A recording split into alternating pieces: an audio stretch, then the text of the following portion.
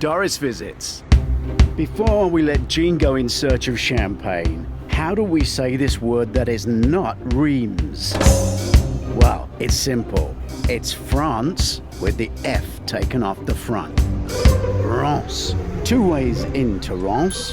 One is by rail. Opposite the station there's a great park, and behind that is the town. The other way in is a barge cruise, and you'll walk up into the town. Now if you walk up into the town, you're going to pass this old opera house, which I loved. Fantastic old building, falling apart, but hopefully they're doing it up now. You'll come to this little fountain, and if you look down the main street from the opera house, with it on your left from the fountain, the small fountain, you'll see the Fontaine Sous, which is 17 meters high, pretty modern statue. Around 1906 it was finished. A merchant called Sous paid for it, about £500,000 he laid down just before the 1900s. And this particular fountain, Mercury, the god of commerce. All around it are shops and restaurants. I would avoid these restaurants. They are fast food. Nice little alleyway down the side, which you can find if you've got kids. There's a little roundabout there for playing on. But apart from that, the town is really for champagne. And that's why you came. But I'll let Jean show you the rest. Reims, or Reims, is a great base to stay. Near the station and some of the main champagne houses, the town is buzzing. We passed the Jacquard Champagne House on our way to Taittinger, which was our first cellar tour. The full cellar tours are on this channel. Details are in the comments section. This is a model of the Abbey Saint-Nicaise, which was destroyed in the French Revolution, and now is where the champagne house Taittinger stands. Literally just a stone's throw away from the Taittinger, if you're French, or Taittinger champagne house, is the Saint-Remi Basilica. Let's wander around to the front and see what it's like. The Saint-Remi Basilica is the fruit of the constant efforts of the builders who, over the centuries, wanted to make it a sanctuary on the scale of their faith and worthy of the relics of Saint-Remi. The flying buttresses and the Gothic ovical vault were there to support the Romanesque nave, to make it possible for the vaults to rise very high.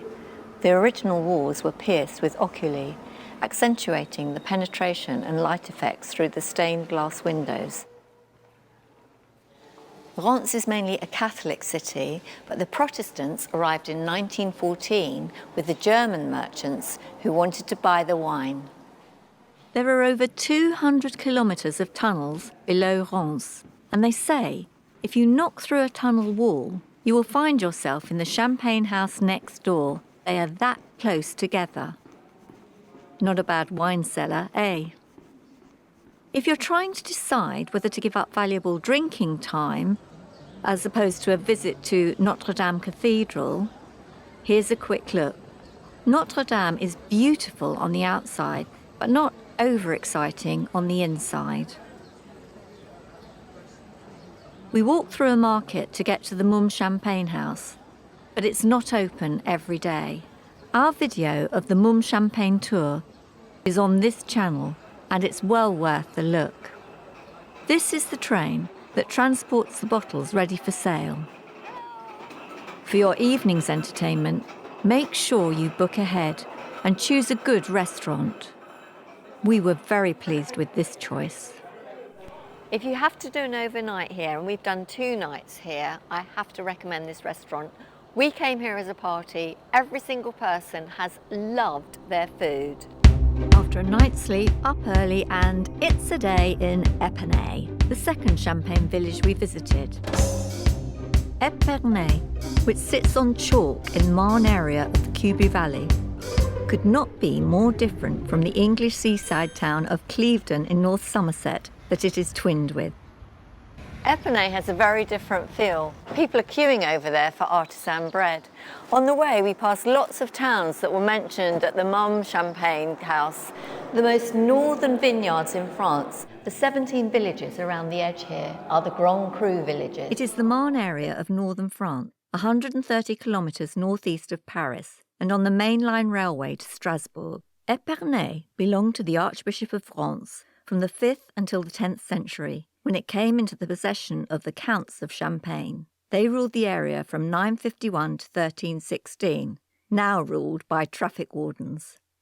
It was badly damaged during the 100 Years' War and was burned by Francis I in 1544. We had a great morning before our visit to the Leclerc family home. It's quite experimental here with the flavours. They have this, which they call the egg, which is a sort of clay container. They have the barrels. They have this, which is titanium, and also a new introduction, these big glass vats. A dove told Saint Nivard, Bishop of Reims, where to build the abbey that was founded in 650. One of its monks, Dom Perignon, contributed to the development of the sparkling wine we now call champagne. In 841, a priest from Reims stole the relic of the body of Saint Helena, an empress of the Roman Empire, a mother of Roman Emperor Constantine the Great. He moved it from Rome to the abbey, where it was hidden in the caves below the monastery and saved when the French Revolution destroyed the building. The relics were eventually taken to the Church of the Knights of the Holy Sepulchre in Saint-Eustachio in 1819. We put all that aside, stopped for lunch and a tasting.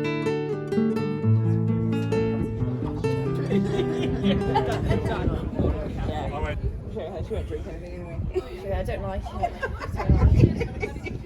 So we're having a tasting.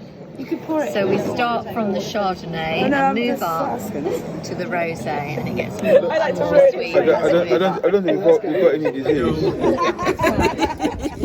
That looks good. This is gorgeous. What's yours, Mum? Delicious. I want a menu. The food was country style, catering for vegetarians and meat eaters alike. I sampled the ratatouille, which was delicious. After lunch, we went inside to see what was on offer. They were very helpful and proud of the produce from their region.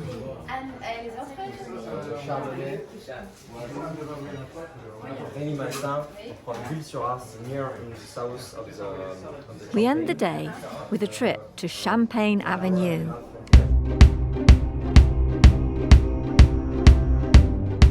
We ended the day and our 4-day break with a trip to the Faubourg de la Folie, or crazy suburb of the Champagne area, which is l'Avenue de Champagne, the most expensive street in the world, because of the millions of bottles of champagne stored in the kilometres of chalk cellars beneath it.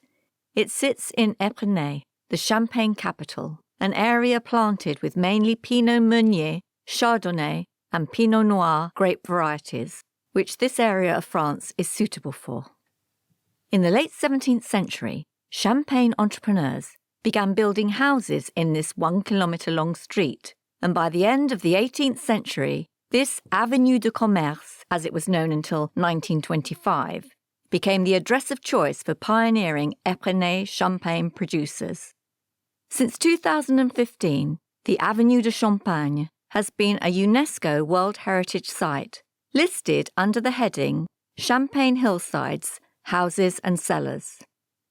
Champagne boomed around the world, with the railway and canals opening up access along with the better roads. It sits on an important trade route between Strasbourg and Paris. The avenue has been constantly rebuilt and modernised, featuring the likes of Moet and Chandon, Pierre Jouet, Boiselle, de Venage, Vranken, Paul Roger, Mercier, and G.H. Martel. Please subscribe to the Doris Visits channel here on YouTube and like and share this film. As you can see, we get happier and happier as the day progresses. If you like champagne, or even if you don't, we had one teetotaler in our party. The Champagne region is a great place to visit.